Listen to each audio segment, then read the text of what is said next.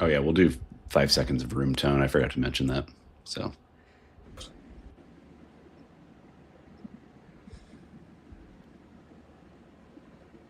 Hey, what's Go up? for it. We're back on Why We Were the Top Game Design podcast of the Stillfleet Studio, and we're here with Justin Sirois of Severed Books, who we've been trying to get on the show for a while. You're a busy man, and we are busy passing each other at cons and generally being involved in the same kinds of, I think, indie game design circles. So really excited to have you on to talk about your game, which is picking up steam.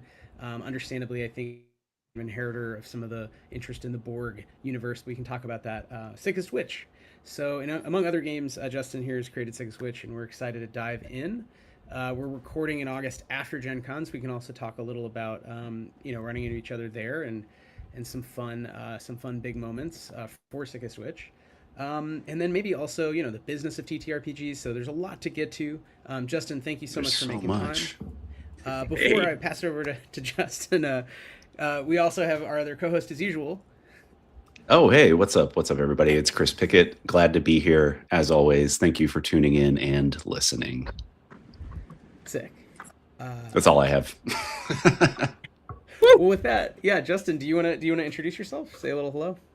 sure, yeah. I'm Justin Sirois of Severed Books.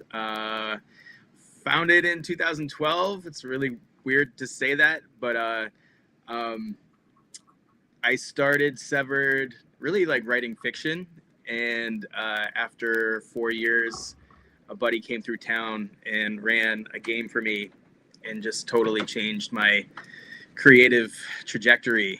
Kind of had like this like weird epiphany, like, oh my gosh, I can like make games, which I've always sort of like wanted to do in a weird way. I've always been like a video game guy.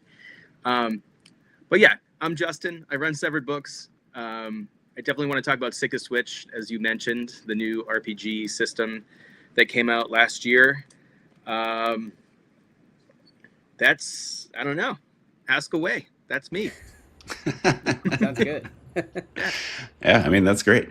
Yeah, I mean, I know, we were talking before the show. I know, Wythe, you had met Justin previously, and we met at Page. And I just remember at Page, like the buzz around Sickest Witch, like all of our friends who played it there and everybody just in passing. Everybody was so excited about the game and kind of the novelty of it, but also the familiarity of it. So I think, from what I've read and from what I've seen, it does a really good job of kind of blending a little bit of OSR, a little bit of the Borg, but also kind of taking it a step further. So I'm definitely excited to get into it. But maybe before that, Justin, one of our kind of typical starting questions, our starter question is, how did you get into TTRPGs? And maybe, from 2012, kind of the inception of Severed Books to now, what did that journey look like moving from fiction into the TTRPG space? Yeah. It was funny because like I had been writing poetry and fiction for maybe 15 years, like poetry first, and then slowly sort of trained myself to write prose. And I had written 7 novels. I think I was working on my seventh when that friend came through town and ran that game for me. But I guess like trying to put it all like into the right timeline, 6 months before he came to town, I mean, I was sort of dabbling in tabletop gaming. Like, I had bought the like Wrath of a Shardalon D&D board game, and that was like literally my first experience with like tabletop anything role playing.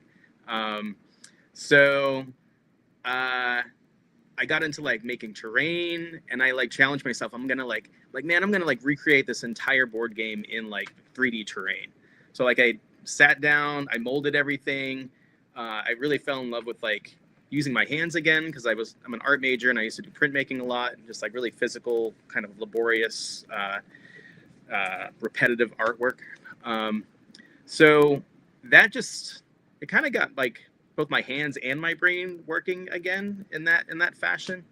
And it got me to like draw again. Like I really hadn't drawn seriously for over 10 years.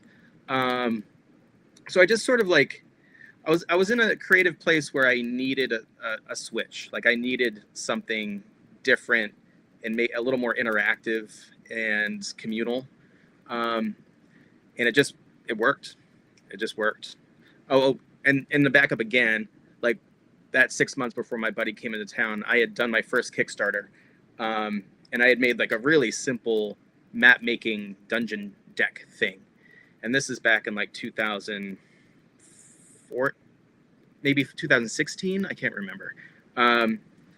But the market back then was very different. Like you could put not anything on Kickstarter, but you could put a very simple thing on Kickstarter and make $10,000-$20,000. And that's what happened. And my brain exploded. I was like, oh my God, I can buy a car with this dungeon dealer deck. So, and then it just snowballed from there. That's awesome. Yeah. Yeah, the idea, oh my God, what a different economy, what a different time in 2016. Yes. Like getting car money off of a project like that is pretty wild. Yeah, we kind of started at the end of it, but that was really like you were there for like the OSR, right? Like 2012, you know, is the height of people discovering games beyond D&D. And if you're making stuff starting in 2016, you're in that peak Kickstarter boom. So yeah, you can really talk about all these experiences you've had. Yeah. Yeah, 100%. And like the dude, to name names, like the dude that came through town was Ken Bowman, who owns Seder Press, and he put out Maze of the Blue Medusa. So like Patrick Stewart with Zach Smith. Yeah, that dude. Nice. But you know, I knew two people that played tabletop RPGs. My buddy Jimmy, good friend, still a great friend, and then I had met Zeb Cook, second edition, at a bar like 2 months prior, and he gave me his phone number. I texted him, and he actually showed up and played with us. So wild. Big ups to Zeb. That's crazy. Yeah, he's a sweetheart. But that were like really late. There were so many transformative things that happened that night. It was like Zeb's kindness and generosity. It was Ken's avant-garde delivery and being this like really zany but also like reserved GM. So many things happened that night, and like I was just like, wow, like this isn't what I thought it was. Like this is a whole world that you can do anything with. And I had known that about fiction and poetry, but like realizing that tabletop was kind of steering that way too, was really liberating and fun, like super, super fun. Yeah, for sure. Yeah. I am curious, you know, with the fiction work, the poetry that you were doing before kind of moving into TTRPGs, were you always interested in kind of genre fiction, or what was the stuff that you were working on kind of before this turn? It's a good question. So my very first novel was written with an Iraqi refugee named Haneen al-Shujari. And it's a historical work about two young men in 2004, leaving Fallujah right before the siege and traveling up the Euphrates River to Ramadi. It's about 30 kilometers. So it's sort of like a buddy story, but things go sideways, and it's just about them trying to be kids still. But then after I wrote that, I immediately, I want to get this right. I wrote The Last Book of Baghdad, which was a follow-up to that novel. But then I sat on it and I didn't publish it. And I immediately started writing this book called So Say the Waiters, which is about a cell phone app that lets people kidnap each other for fun. So Kalshi. Yeah. Very much like Crash, you know. Sure, and, yeah. And that was... Yeah. It's like a 900-page series. It got optioned for TV. That was a terrible experience. That was like 4 years of like working for free and dreaming about stuff that never was going to happen. So this kind of goes full circle. I wrote another series after that, but like when Ken came through town, the TV film option thing had totally splintered, and I didn't really like. My producer guy was fine, but like we really didn't jive very well with like the mission of the work. And I was in a really low spot, like really low creatively. So I think Ken, like I had transitioned into tabletop, and Ken came through. It was like the absolute right time for me to be like, all right, this is chapter 3 in my creative journey. Yeah. Well, that's interesting to think about the relationship between, because we've talked a lot on the show about video games rather, but not as much about novels. Although that's where I started too. I started in I have an MFA. I started with prose and really screenwriting and novels. Like I love poetry, and I do, I'll write poems because it's kind of a release. But I've never thought like, oh, I'm a poet per se. That's not how I like, it's just not something I identify as. But I think that the idea of long form storytelling is really appealing. And obviously, if you're telling long form stories with lots of characters and doing rich world building, and you're the forever GM anyway, it's like, then why wouldn't you kind of take that impulse into a space where you can make these procedures and worlds for friends or strangers to have fun in? So I think there's a neatness there. I think TV writing is probably even weirder because like RPGs, there's lots of people involved, but very different, where I think the agency is probably a lot less, is my guess, right? In terms of your ability to, make sure the story's told the way you want. So it's fascinating that you had like different paths before you and it just shook out. Yeah, I do. It's funny because like I've mentioned this recently where like my transition from prose to RPGs was difficult because like a lot of the tricks I had taught myself, like, Chekhov's gun and like restraining yourself and not, only saying 20% of what you really mean, and like all these connections, like that stuff kind of works when you're writing an RPG, but writing an RPG is oftentimes so literal that I struggled with it because it felt boring. Like honestly, it felt like really boring that like all of these all the tools that I had created for myself just weren't working anymore. So it's just and sort of like what you said, it's more like screenwriting to me, because screenwriting is very it is literal. There's no metaphor. It's just like John walks in the door. Yeah. Sally's surprised. Da da da da da. Beep beep beep beep beep. That's more like, for me, RPG writing, where like you're writing a script for a GM that you trust and is creative, and they're going to take that and interpret it their way. You can't overwrite it, right? Like it's going to be too much work for them, and it's going to suck. So I felt like it was important. Maybe that, I didn't really think about this, but maybe that step, because I had gone like poetry, fiction, dabbled in screenwriting, and then into RPGs. So I did have that like little segue there that was very helpful. Screenwriting, I remember really like screenwriting class, they tell you like it's only what a character says or what the camera shows. That's it. You can't say the emotion someone's feeling. You can say they have a look on their face, but that face could be they're sad or they're about to fart. Like you know what I mean? Like you would only know by then having them say I'm sad, or having a tear roll down, or they're like, oops, I farted, And I think that there's something really pleasurable at procedures being reduced to that as well. Like it's a thing the player does, or a player who has a specific subclass of player as a referee does. But that's, everything in the game is procedure, or else it's like dressing, right? It's just vivid dressing. And that's fine, and we like some of that, but I think a lot of game design, to your point, is screenwriterly, in that it's kind of, it should sort of be actionable in a sense. Yes. Yeah, sorry, I didn't mean to cut you off. If you were, I was just excited thinking back to that sort of training many. You're 100%. You're 100% right. I don't have anything to add. Like, you're right. Well, Justin, so what did you do? So you made a cool deck that bought you a car of which I also love stuff like that. And I do remember that era because I was playing games this whole time, but I wasn't publishing. And I remember feeling excited that I could buy some of this stuff because it is useful and it was cool to see some games that were coming out. But what did you do next? Like, what got you into to Severed Books? I don't know if it was Severed Books at that point, but what was your first kind of like, I don't know if it's full game or an adventure, but beyond, or maybe it was the dungeon decks, but can you step us through a little of your design? Because I feel like you've done a number of projects well before Sickest Witch. We can definitely jump to Sickest Witch whenever you want as well. But this one's a good like segue as well. So the first adventure I created, which was maybe it's a total mess. It's just really long. People still buy it. They seem to enjoy it. But Beneath the Inverted Church, which is a system neutral 5e-ish adventure where the internet invades a low fantasy setting. There's a lot of hints. I don't think the players really get it until like hours and hours and hours into it.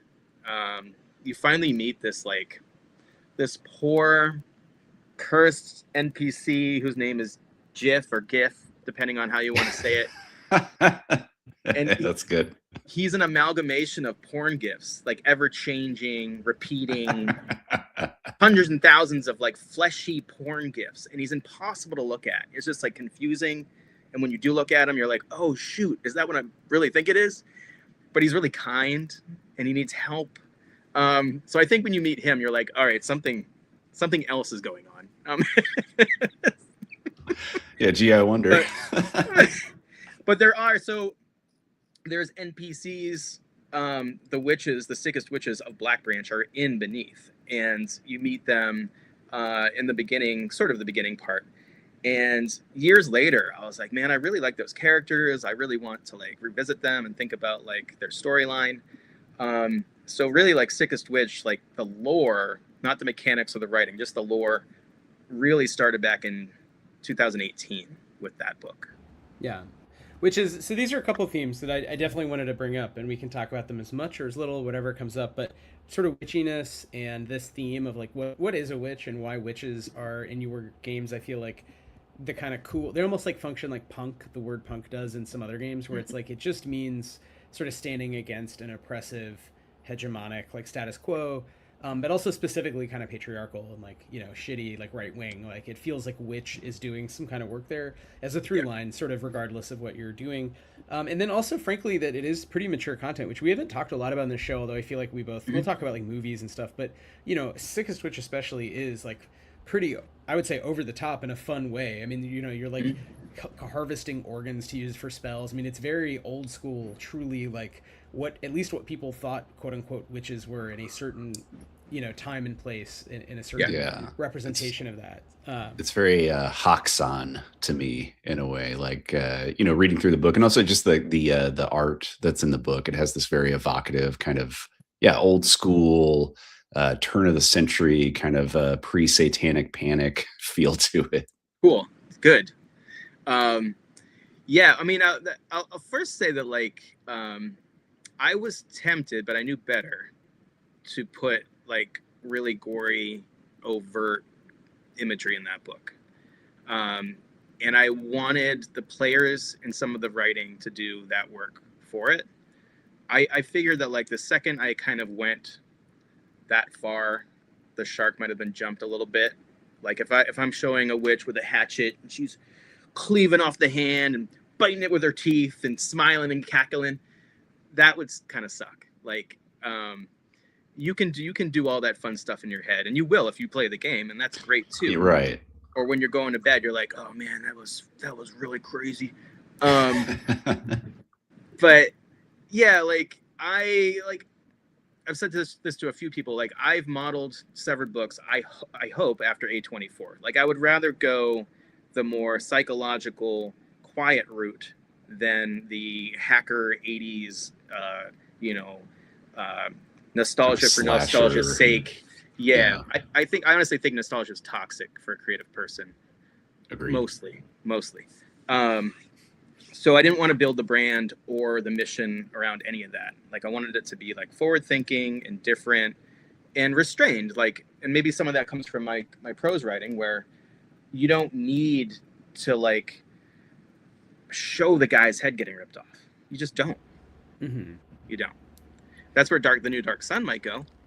But yeah, it seems that way for sure. God, they're competing. But I think ultimately that gets boring. True. Like my point is, once you pull the curtain and show the wizard or the dude playing the organ or whatever it is, it gets boring. Like you've seen it. Yeah, like it should be up here in science fiction and weird horror. Like when I teach like about Lovecraft or something like that tradition, into the new weird. It's the same idea. It's Chekhov all the way, where you don't ever or like Ligotti is a great example. Thomas Ligotti, we talked a lot about Yeah. Logan Dean. I started reading obsessively after that first interview with Logan, and like it's the same thing. It's like you don't really need to describe the horror. You need to imply that you're about to. Every single sentence, every sentence is one sentence away from understanding Cthulhu. Yeah. And you are driven mad in the process of never quite getting there. And I think that is a trick that you can learn as a writer. And and to your point, Justin, it's not one to one, but it is something that you can bring into game design. And I think I know this is primarily an audio format, but like I love like Hayride, like it's like flowers, right? The cover is flowers that look kind of like boobs, you know? Yeah. But it's not. It's very subtle.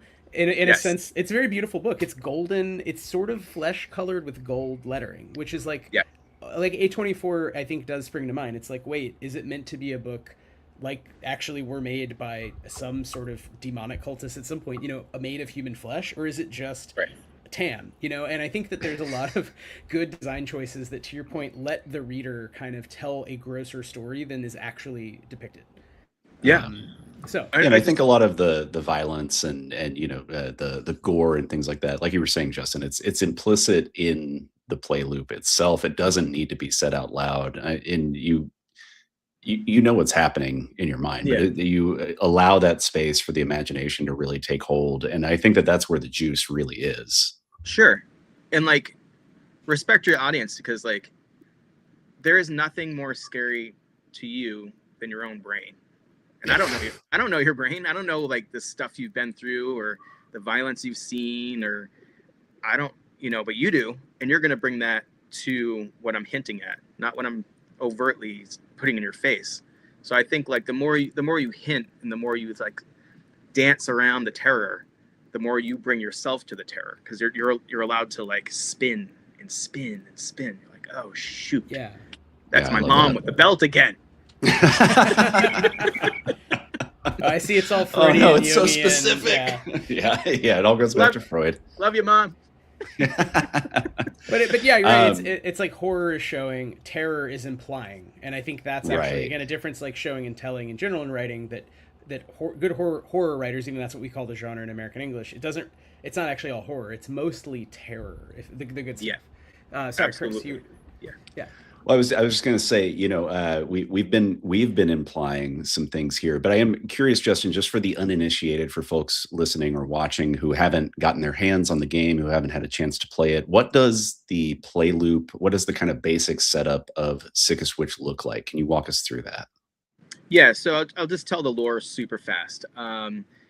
You're in a setting, it's like sort of late medieval Scotland, Ireland area.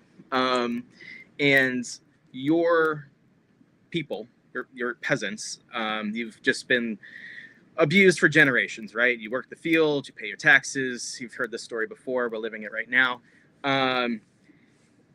There is, I don't want to tell too much because the prequel actually has like the origin, but one woman has been summoned by something that has given her a choice, and she chooses to use this very taboo old magic that kind of turns the tide on your abusers, and you literally use their bodies against them, hunting them down, plucking out an eye, using it for a spell.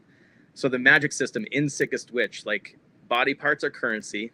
It turns every person into a commodity, which we can talk about more in capitalism if we want to. So your time and your energy and your body are not your own, but they're taking their bodies back and they're using other people's bodies against them. So it's not, hopefully that doesn't sound complicated. Like there's different body pieces are for different spells and they act as like currency. But that, it sort of flips the script. And I say in the book, I did not want to make like a murder hobo game. Like I want that to be very clear. In the book, on the GM screen, over and over, it says witches always punch up, meaning that you're going after bad people. I know that can be kind of gray sometimes, but mostly these are like landlords and barons and people that are just kind of gross. And you go after them, take their pieces, and make yourself more powerful. Go back to your community of witches and make it through this serialized thing that I'm still creating. So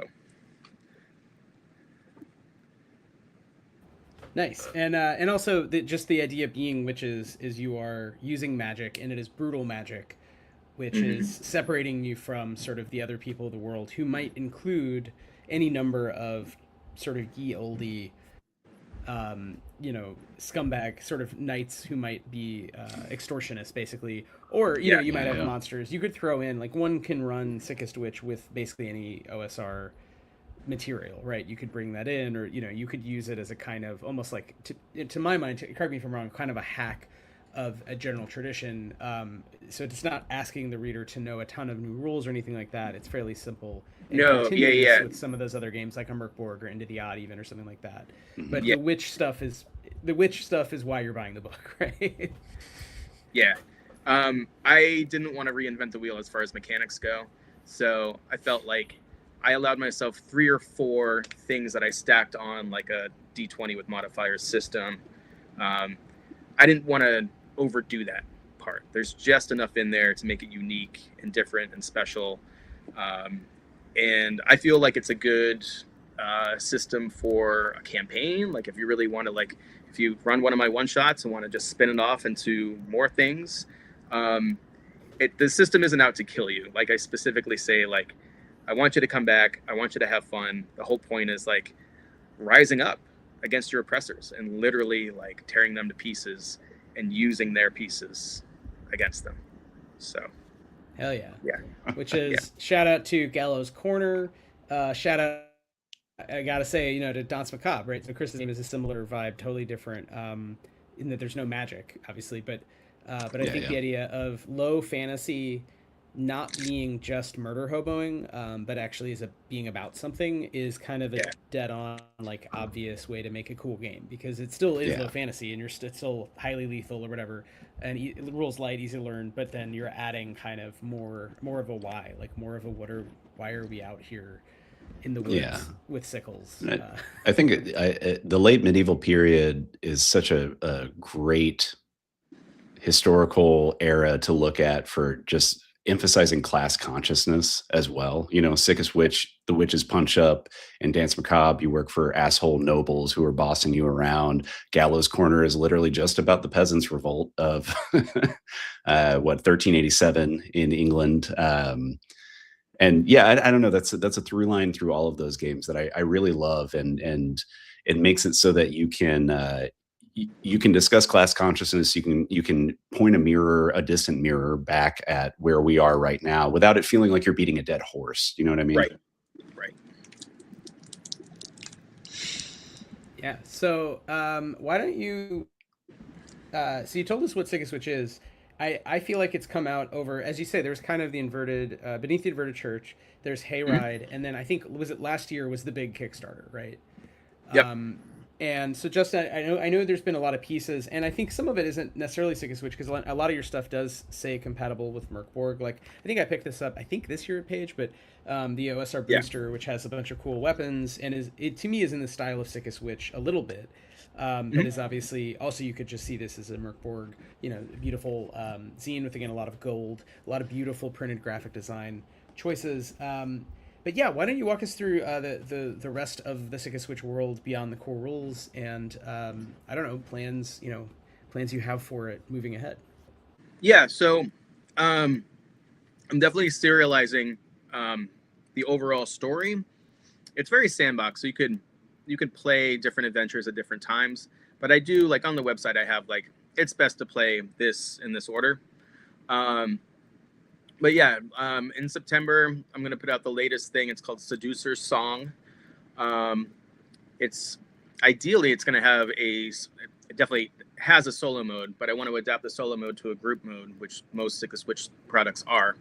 Um, but it's really like my first solo RPG um, that attempts to like tell like more of like the prose part too, because it kind of flip flops. So like it'll be like an intro by the spirit entity that's given the witches the magic, like sort of explaining a little bit what's going on. And then that's like a fever dream. And then you go into the action part. And then it goes to the fever dream and then the action part. So that part for me, or that technique for me, was easier for solo mode. I just need to figure out the best way to present it in the group playbook. But yeah, to further answer your question, I am slowly rolling out the zines. They're like 40 to 50 pages each, about 2 a year. I think I can probably manage, and just sustain the system and have content for people to play. But at the same time, I thought I had Sally's book. Oh yeah, this is going to be out in like a month or two. Fabulous. That looks great. I mean, just, don't judge a book by its cover, but that's beautiful. Yeah, it's all This like is woodblock. our buddy print. John's book. Yes. And Sally's. Yeah, absolutely killer. So Wow. check out Ham and Eggs. Ham and Eggs. I want to get it right. Ham and Eggs Press. Yeah. I can drop the link. They rebranded from 321 Action, right? So now John McGuire and Sally are doing Ham and Eggs. They have a bunch of cool stuff, including this book under the Noonday Witch, right? That's the under the shadow. Sorry, Under the Shadow of the Noonday Witch. Noonday Witch. It's very good. It is really well written. We got there. It's an information point crawl, and it feels to me very Eastern European, and it feels like a nicely written adventure in the mystery tradition, where there's a mystery to uncover. But yeah, definitely has a lot of witchiness sort of throughout. Herbs, big up to my little homies. And yeah, as Beck says, witnessing the book on the audio medium. So everyone, these books are really great. You got to Google them, because Justin's a fantastic designer, and Sally's a great artist, and these are beautiful objects that are I think carefully made, and not just there are a lot of zines that are like the bloodiest bloodbath, most disgusting horror thing ever, and these are not that. These are more intentional storytelling. So I think to me, while Under the Shadow of the Noonday Witch is slightly different than the Sickest Witch core books, it definitely fits in that world and feels like a fun adventure. And then also there are a couple other third-party things coming out. I can't remember all the titles and creators, but people have emailed me and sent me samples and stuff. So it's just super exciting to see not just players get stoked, but other creators say, "Oh shoot! Like I would love to play in this, like create in this world." So that's just, I can't get over that. Like that feels so good. So we should say you have the third-party license, which which I feel like, why would games not do that now? I don't know. Are people not doing that? But it's definitely good to foreground that and build a community around it. And it's cool to hear that, you're getting kind of essentially random pitches or just FYIs about more Sickest Witch content. It'll be interesting to see how other people interpret. Kind of like, I think some of the games we made, it's a little bit of a tight narrative structure, but in a pretty loosely imagined world. So there's a lot of other stories you might tell that once the witches are like away from the initial sort of, we're in the woods. What if they go somewhere else? And I think that's going to be interesting to see how people kind of play with it. It also does tie back into this, a little random, but when I think one of the first things I saw that drew me to Severed's work was the wooden figurines that you've made, which I see now you have Sickest Witch ones for, but I don't know. I think the name Sickest Witch ones, correct me if I'm wrong, are newer. There's a lot of them and they're very cool. But I remember the Mothership ones, or like dark sci-fi ones were very, very cool that I picked up. So I have to say, like, I feel like, Justin, you've done a lot of other kinds of things in addition to writing the books. You're also producing like a lot of objects, not just zines or A5 like hardback books, but just kind of a wealth of like material, and it feels connected in some ways. I don't know if you could talk a little about, to try to ask a question about your practice as an artist and the visual design part of the biz, since we talked a little about writing. I'd love to talk about that.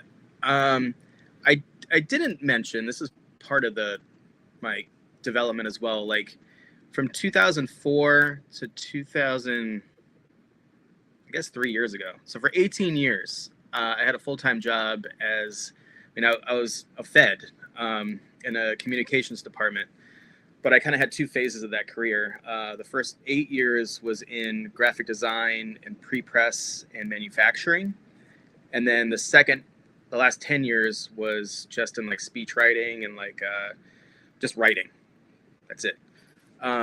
So in that first half, I would regularly travel and go on press inspections to like different printers. And you know, this is in like the early aughts, so there was digital printing, but like we were still doing offset. So just getting the experience of like understanding what like high quality printing is, and seeing like a Heidelberg press with like 10 different stations, and it's like CMYK plus 5 or 3 Pantones, and then like a gloss varnish, like all at once, just rip it.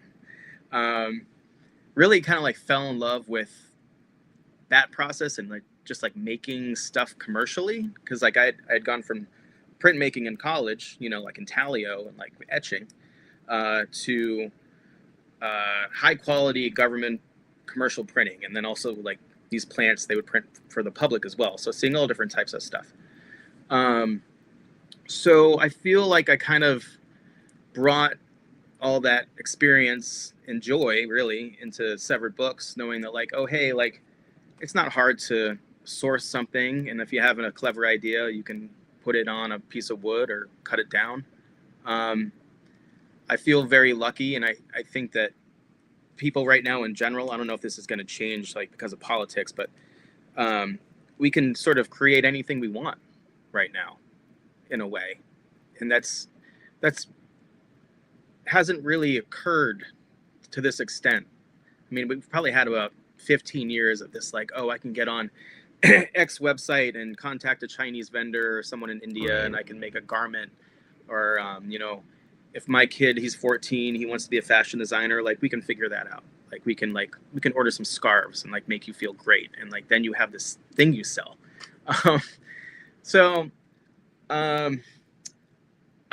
I guess to answer your question, like I've always loved just figuring out how to make junk and like produce it, and then rolling those skills into Severed Books has like made me sustainable. You know, I've been doing it full time for like 3 years, but the reason why I got to resign from my GS-13 job was because Severed was like eclipsing my salary.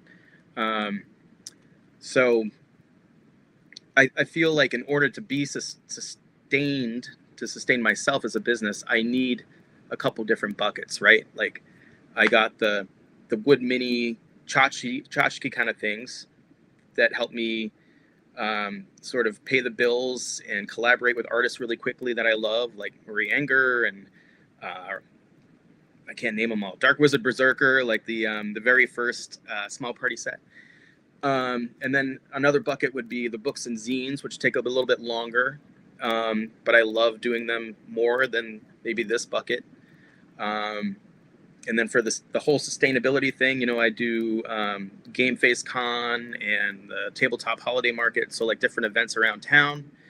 And then consulting is another piece over here where like I'll talk to creators in my fulfillment center about like what they should be doing as far as crowdfunding and incentives and what mistakes I made, like please avoid this, like don't do that.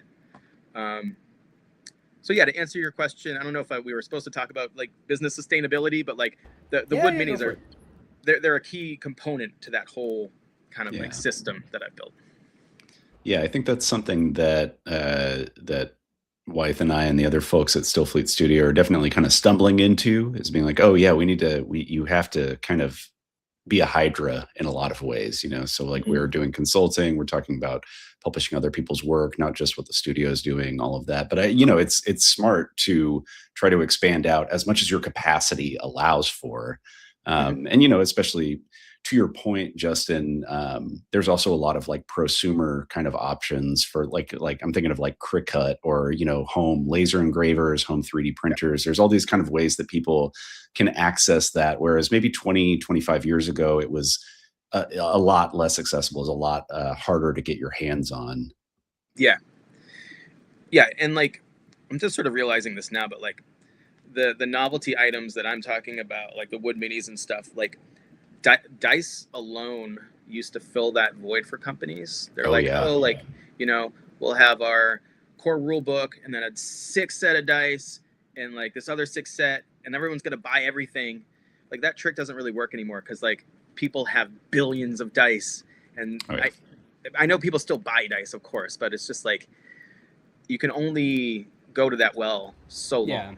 You know? Yeah, it's a maturing market, I think, for sure. And I think about it both as a consumer, and I think we all probably spend some amount of money on this stuff. And then now, especially to your point, Justin, which I didn't think about, like, I think I gave you money for cool little wooden minis that I don't use because when we GM, it's in the theater of the mind, and also it's the internet because, even when it's like we know people in New York and Philly, but often, like, if I want to play with Chris isn't in Philly. So we're not using the minis, not because they're not lovely, but because we're not playing over a coffee table or whatever, a dining room table. We're on the internet. So I think it is interesting to think about, like, not just that was a fun thing for you to design, but it was a fast thing.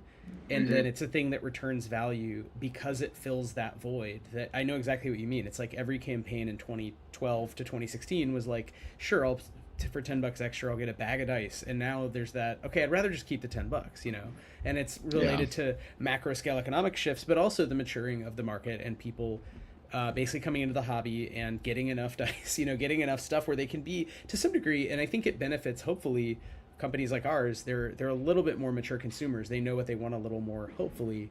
And they're buying stuff that is kind of better quality and not just kind of a random. Although, again, I mean, I'm sure we can all think, I don't want to waste time in it, but think of counterexamples of just dumb shit that's made millions of dollars in the last year. But I do wonder too, because there are also just more like specialty dice makers now. It's like off the top of my head, I can't name them, but I can think of like 5 or 6 different companies that make like dice made out of meteorite metal or amethyst or that are resin cast and have like eyeballs in the middle and stuff like that. And it's like, that's not the same kind of thing that you're going to be producing as a TTRPG producer, right? Like I'm thinking of the Blister Critters box set, like lovely dice that come in that, but they're more or less just your standard kind of array, and unless you are going to pour the resources into doing that, I'm not going to like make solid gold dice for people. That's insane. Yeah, we looked into possum bone dice, but it turns out the problem there isn't money as much as legality. So we went with standard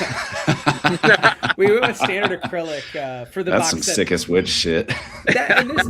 This gets into, I think, so something we don't talk a lot about. We probably should, because I definitely think we should talk more about business, but product design, not just mechanical design or graphic design, but product design. And I think for us, at least for Tony Grasso and myself, it was like with a box set. Tony's point was you want dice in there. If you're like a kid, it's one of your first games. Even if you do have the D&D dice, you want the dice for this game. And since with the grid system, we use one of each, basically. It's like not that many dice. So that's something that, because I was like, yeah, we don't need dice. I mean, people have dice. But I do think it was a complete product decision. It was like in a box with a small book and some other paper objects. You also get the dice. So I do think that makes a lot of sense, and we're not hating on dice making, but I love the paper, the wooden minis, and even back to the dungeon cards. Like I like those kind of card decks that you can use to GM. So I think there's a lot more. That's what I mean by maturity. There's a lot more complexity with designing products now. It's not just like everything is an A4 book or A5 book and maybe dice. It's like there's like to your point, you said like there's so many objects we can make. And for who knows how long, pretty cheaply and sell and make money off of, and the companies selling them to us are making money. So, none of us know whither liberal capitalism, but like currently that is its own little industry that has grown large enough that if you can kind of figure it out, that product design becomes a kind of fun and no longer just dice. I agree, and like when thinking about small party, which if no one's if the audience hasn't seen them before, they're meeples, basically. Yeah.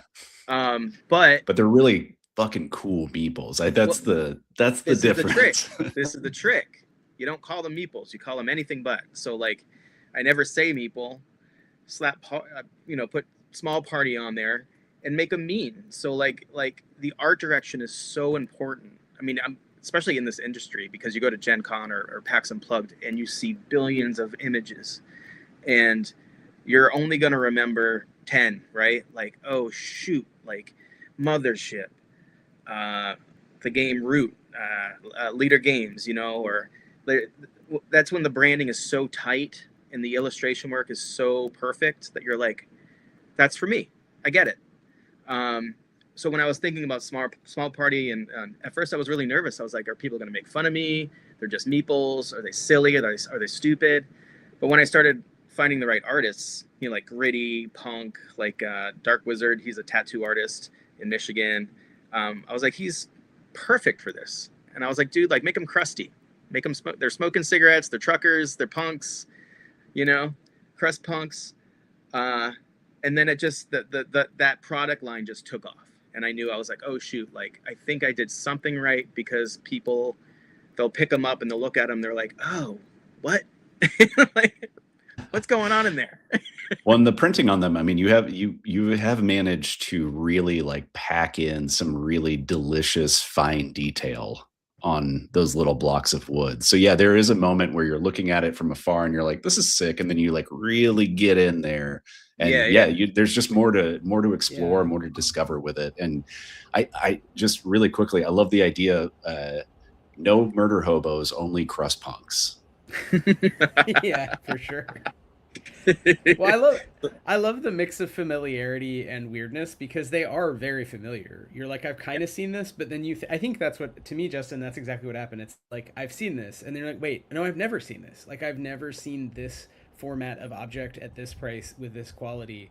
I've seen cheaper, like, you could go to like a toy maker and get like bins of meeples, and there's like toys. You get like a Todd McFarlane like witch with a million weird elbows and muscle bumps that don't exist, but there's something cool about the way that you've designed this like certain amount of minimalism, but it's just big enough. It feels more substantial. It feels like I would rather use those than a lot of the other minis that the D&D Paizo, Daggerheart universe wants to sell us. And I think it speaks to that kind of indie spirit, and why people go up and right away they see them, they buy them. They see them, they buy them. So, again, kudos. And I think that is kind of what a lot of us are probably looking for, is that product that's like, it's kind of an easy entry product that it's a crowd pleaser, right? So maybe. But to your point, like, because we were talking about like less and more with terror and horror, like it's the same sort of principles, right? Like, they don't need to be the hero ripping off his shirt with 2 swords on his back and 2 swords like this and this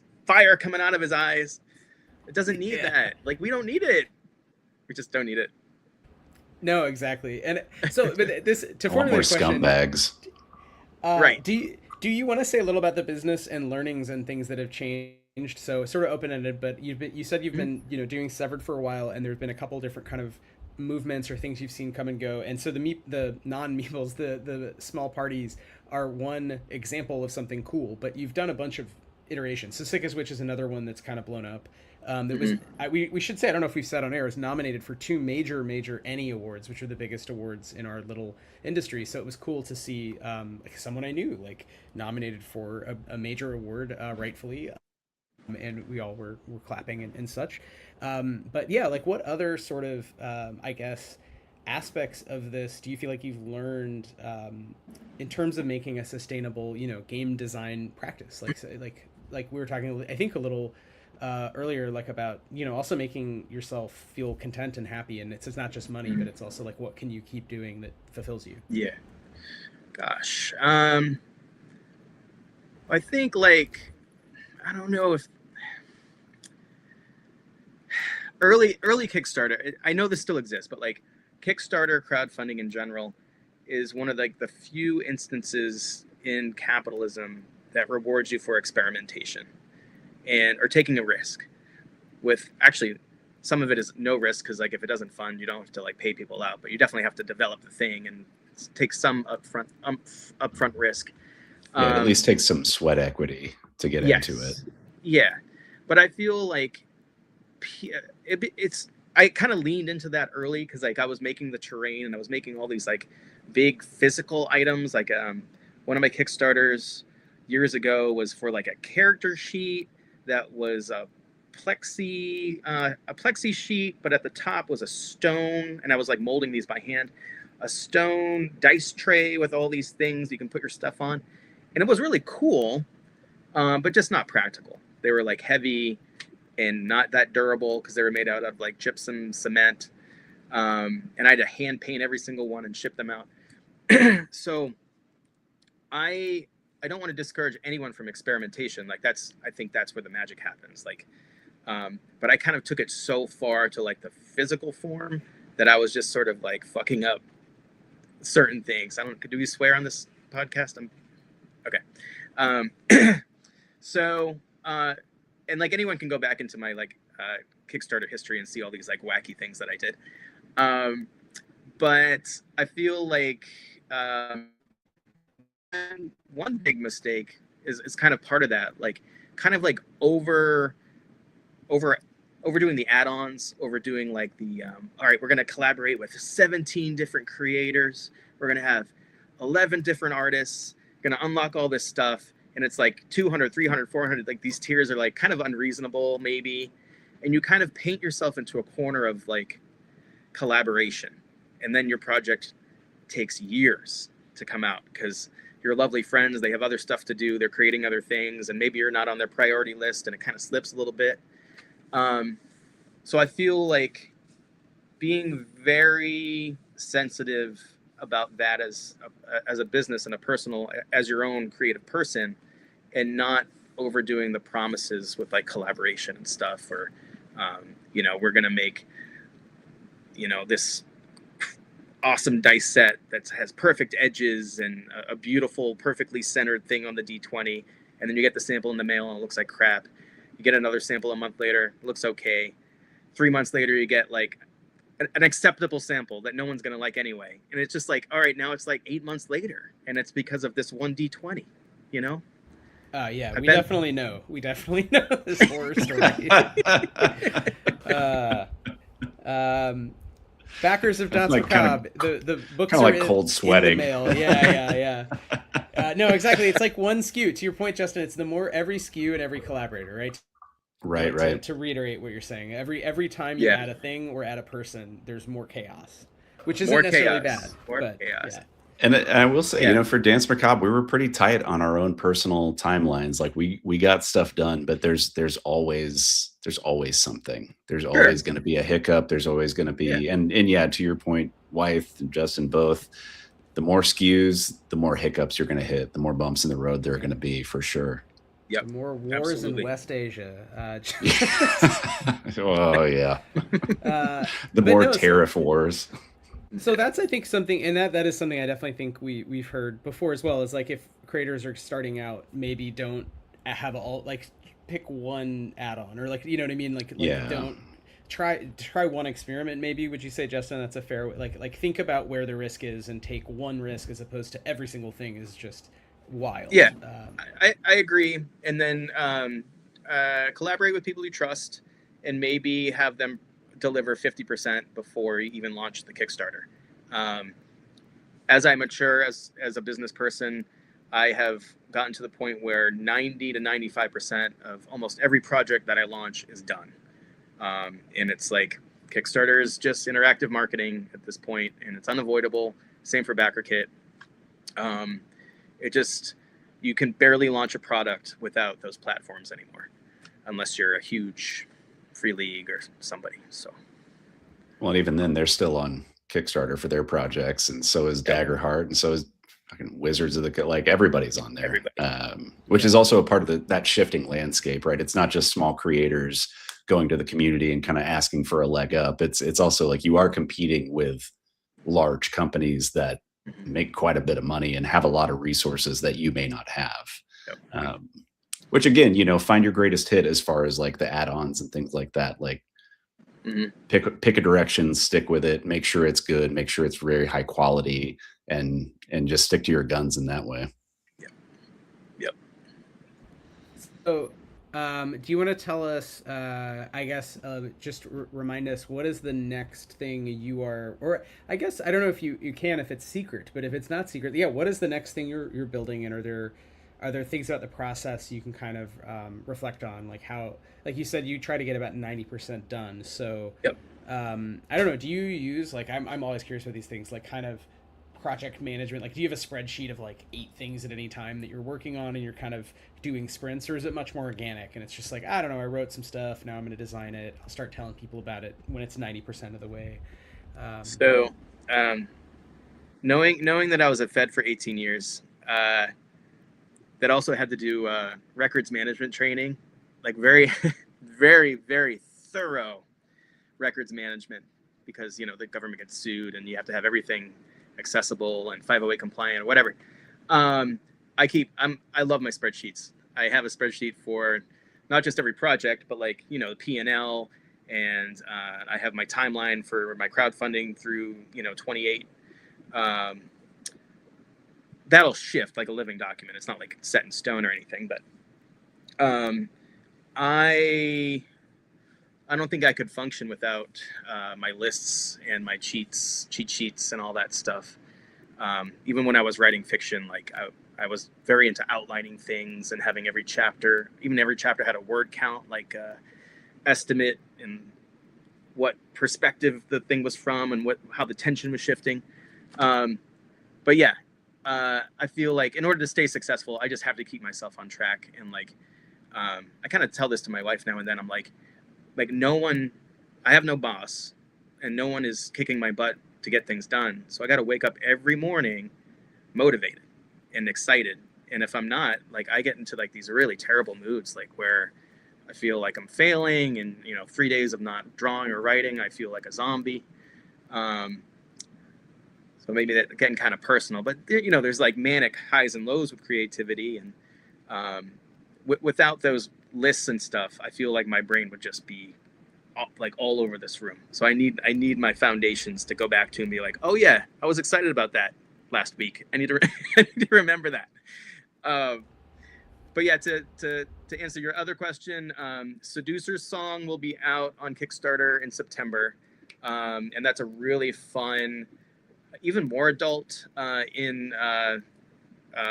the images, but the text is more adult. There's some like erotic stuff in there that hasn't been in the other stuff. So Seducer Song in September.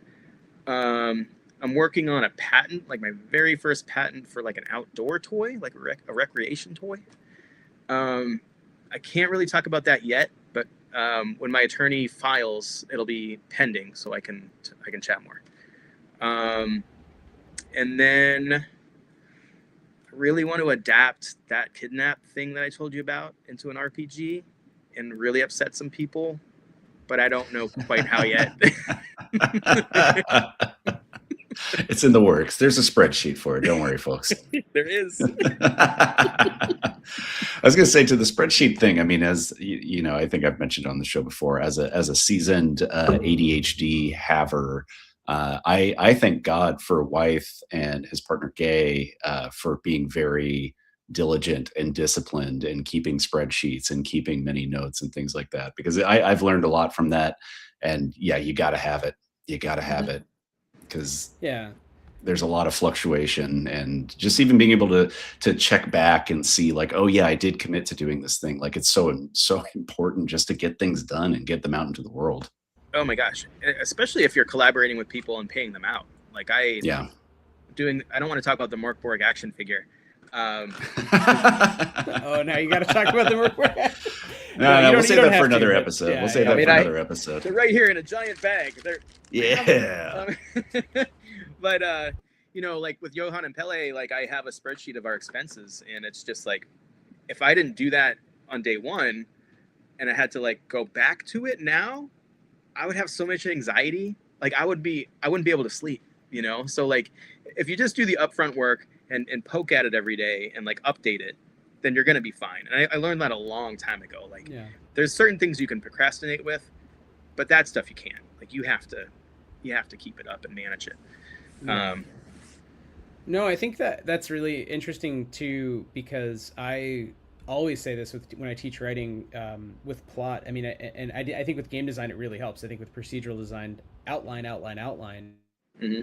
And it's funny because I never was a boss. I never handled money in my day job. I was always writing mercenarily for others, and so running a company, it's like I had to learn that myself, that like, oh right, if I don't start at the beginning keeping track of expenses, then I won't really know. And you can go back through your emails and you're like, was that Lyft ride an expense? Was that cappuccino an expense? Like, where did I spend the money? Like, how did this project not make as much as I thought? So that was a kind of learning curve that like actually and I think it's because we come from somewhere, and so if if your day job is you're told be good at one thing and don't worry about the other stuff, then for me, I was like, cool, I won't worry about it. And then it wasn't until basically I wanted to publish my own game, and it did well enough where I had collaborators, I had to pay them, and it was like, oh shit, how much money did we make? How much do we pay out?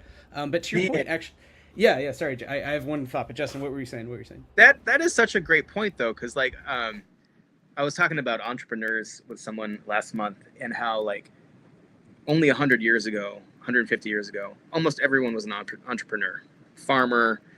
Your daughter was a seamstress. Everyone had a craft or two and contributed to the farm or the family, the homestead, or like if you'd lived in New York, you could play an instrument, you could cobble shoes, you could do X, Y, Z. But these days, just like you said, you go to your 9 to 5 and you're trained in a few specialized tasks. We're not trained to be entrepreneurs. It's not something that like, at least from my experience, even going to art school where like you are an entrepreneur, no one talked that way. No one talked about. Yeah, they don't talk about that aspect of it at all. Oh, there'll be one in 2 years of an MFA. There was one optional meeting about it at the end. How to sell your books. It's like, wait a second, wasn't this all about writing novels? There was one optional meeting with agents where the agent was like, yeah, I don't know, like it was useful, but it was like, why wasn't this a class in retrospect? Wow. But no, I think that is a whole debatable thing about the history of capitalism. But I take your point. I think I would probably argue that it was less entrepreneurship. Entrepreneurship is a very like late capital idea. The ideology of everyone is selling not just their labor, but a new idea, a whole new business every time.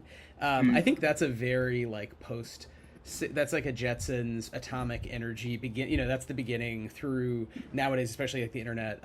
But I do hear you that people used to have this idea of social labor requiring lots of skills and lots of interaction with the community, and you could pick up new skills. And right, when you're tailorized, when you're Fordized and tailorized in an office environment, for example, or a factory work floor, or whatever it is, a service job, you do the same kind of nursing. It's like you really get used to like the same little activities, and that's how you get by under capitalism. That's how your consciousness like behaves. And so it was funny even coming into trying to have a business and thinking about what would work. It's like, I don't know. It now seems obvious. I should have really started with what I didn't know, and instead it was just leaning into like writing because I like writing sci-fi.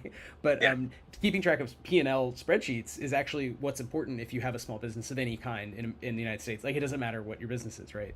So I was just completely agreeing. And it did make me think also to your point about ups and downs.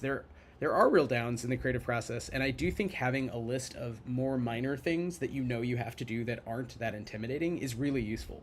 So I actually I have a love-hate relationship with to-do lists. Like, I hate that they're so long, but I like that a lot of the things are easy because I can always do those and feel like, well, I did something. I don't know if that is sort of, I don't know. I can't remember when I figured this out for myself, but it was like kind of like a slow... I think it did happen through fiction because I wrote poetry very differently, but managing both energy and time at the same time. And I think like in our culture, at least how I was brought up, it was always just time management. You got to manage your time better. And it was never about like your own personal energy and when you're sharp and when you're not, and your peak hours, if you got enough sleep or did you eat enough protein and all this shit that has to do with energy. But now that I know my schedule, like my body and my mind, like I get up really early. That's when I can write. That's when my brain is fresh and I have my coffee. When that fades away, I'll do some packing of packages and stuff and answer some emails. When I don't want to do that anymore, I'll draw. I'll just like zone out, draw some sexy witches for you guys. That one's for the fans. But I'm trying to be serious. Figuring out your own personal time energy spectrum and getting on schedule, respecting it, getting a rhythm is so important. I mean, it's just like, if you're going to sustain a creative life and maybe make a couple bucks, like understanding that is key. Absolutely key. Yeah. Couldn't agree more. Both in writing or if you're doing freelance art of any kind, really. I mean, I was formerly a tattoo artist, and I didn't learn that for a long ass time, and it got me in some trouble.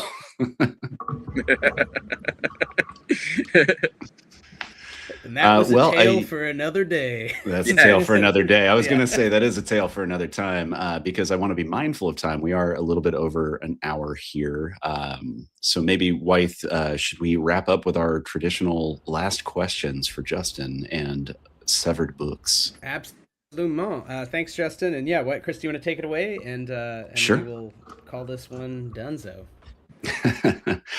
Justin, where can we find you? Where can we find Severed Books? Where can we find Sickest Witch and all of its appendices online? And how can we best support you moving forward? Yeah, go to severedbooks.com. It's obviously the main hub. It's where you can go shopping and follow us and see news and alerts and things. But then if you want to dive a little deeper, go to sickestwitch.com. And there's free resources. There's a portal called the Cauldron, which I should have talked about when we were talking about the rules. The Cauldron is pretty sick. Thank you. In short, you can log in, you can create your character page, and you can start dropping items into the Cauldron where other players in other games, Sickest Witch games, can access your loot and pull it out of their Cauldron. So it's like a shared network of, I don't want to say cauldrons again, but I did. So, Cauldron portals. Yeah.